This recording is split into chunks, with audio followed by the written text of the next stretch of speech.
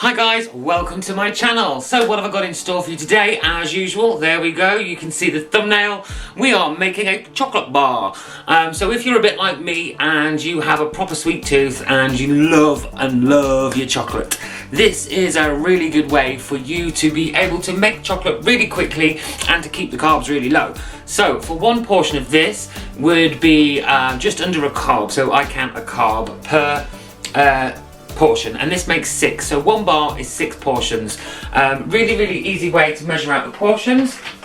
If you have a silicone like me, you can see all the bars here. So one line here is one portion because there's 6 sections to it. So what we're going to need, we are going to need a double boiler, so a pan with some boiling water in it. Make sure the boiling water does not touch the bottom of the bowl, and you pop that in there like so. We are going to need some cocoa butter, we are going to need some unsweetened raw cocoa powder, and we're going to need some sweetener. All the links for this are in the description down below, as well as a link for a silicone mould. Now if you don't have a silicone mould, don't worry, there are other ways to do this. You can line a baking tray with some parchment paper and dollop that on and put that in the fridge. That will make you some nice large buttons, so then you could make individual portions, etc. You can put it into a bottom of any silicone lined pan. You can pop these in the fridge on a plate and try and scrape them off. It's endless, but I do definitely recommend using something like this because it just looks nicer.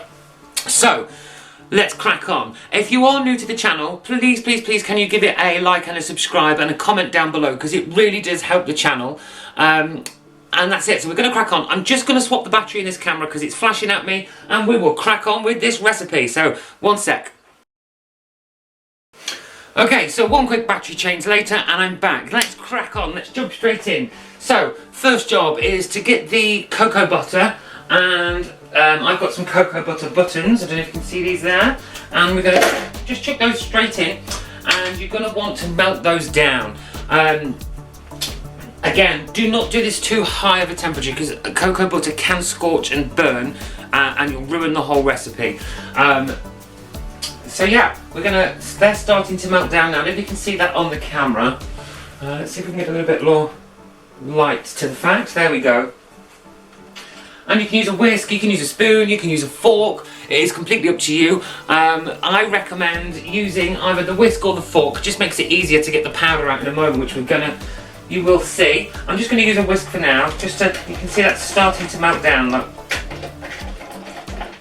And the great thing about using cocoa butter is obviously that is taken away from the cocoa bean as part of the process. We're now adding this back in to make it. The other good thing is, if you're like me and you make the mistake of ordering some cocoa powder that you ordered literally, I think, 1 kilo, 2 kilos, like a massive bag, and you think you're never going to get through it, this is the perfect way to make the chocolate for you to eat, and you will then get through it all. So I'm going to speed this process up for you on screen, just so you can watch that melt. And then I will be straight back to you as soon as we're ready to pop the next ingredient in. So, fast forward.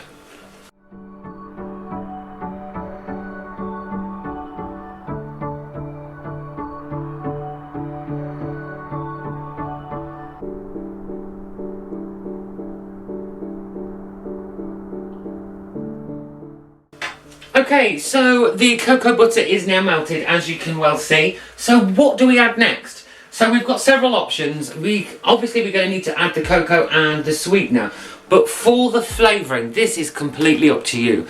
So I'm actually going with an orange flavour today because I love my dark chocolate orange. You can use vanilla, almond, any flavour that suits you really. Excuse me. So first, next I'm gonna pop in the sweetener and the cocoa powder.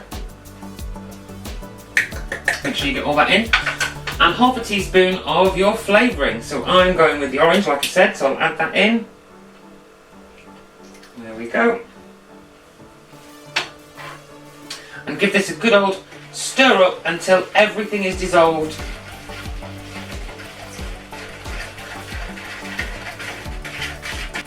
Okay, so stir that all in. You can now remove from the heat and continue to stir. And you just want all the ingredients to be really nicely combined with no lumps. You'll feel that there's no grit in there. And just keep whisking.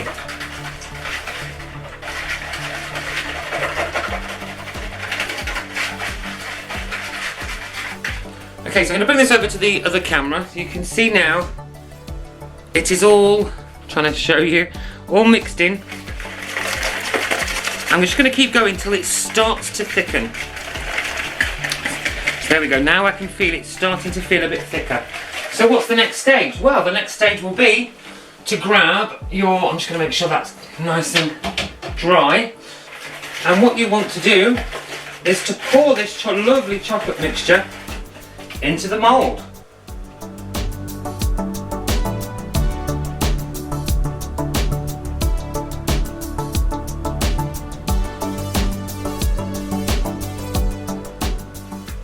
There we go. So this recipe does make 1 bar. If you find you've got a little bit of chocolate left, not to worry.